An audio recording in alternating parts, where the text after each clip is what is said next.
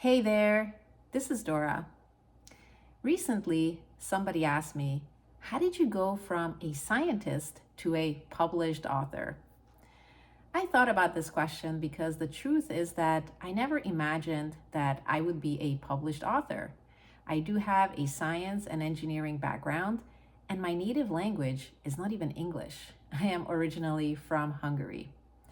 I wrote my first book, The Smart Way to Your PhD, after I finished my own PhD, but my journey from an idea to an actual published book was a bit bumpy because I didn't think that I could write well enough. I didn't think that I had enough to share with the world. But there was a turning point in that journey that I'm going to reveal to you during this video, because it turns out that the turning point from idea to published book was the same as when I started writing my debut novel, Choice. Now, The Smart Way to Your PhD and Choice couldn't be more different. The Smart Way to Your PhD is a nonfiction book that talks about my journey through the PhD process and how others can finish it as soon as possible. Choice is women's fiction, and it's about a single mom and how she strives for custody of her only daughter. The turning point in both of these writing journeys is that in both cases, there was one person who believed in me. When I started writing The Smart Way to Your PhD, I showed my introduction to my dad. He had been supporting me emotionally through the PhD process, and when he read that introduction, he said, "I really think you have something here." That moment made all the difference, because after that, I continued writing and I kept telling myself, if this book helps just one person, it would have been all worth it. The journey with writing Choice was completely different because it's a fictional story and the main character is a Mexican-American quantum physicist, Val, who's also a single mom.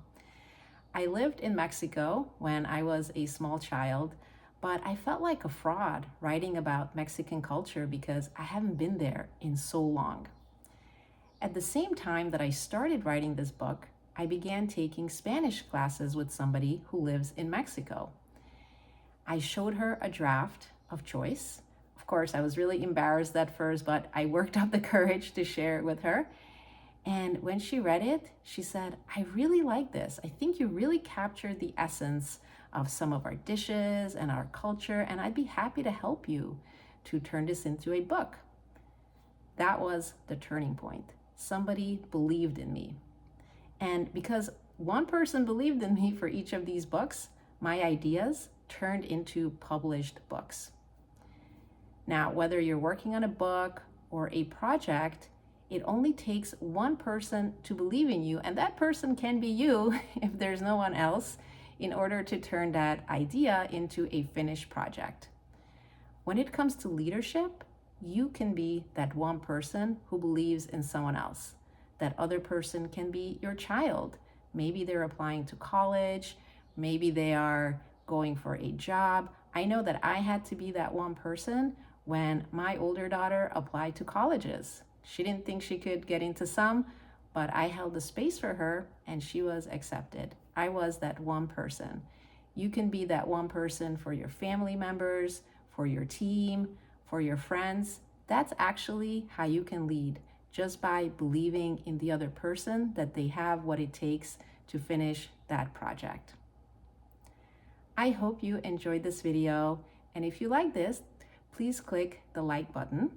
For more videos on how to lead through storytelling, please subscribe to my channel. And for a free PDF guide on how to write your first book, 3 steps to get your first draft done, please go into the comments section and download my free PDF. Thank you for watching, and I look forward to seeing you in the next video.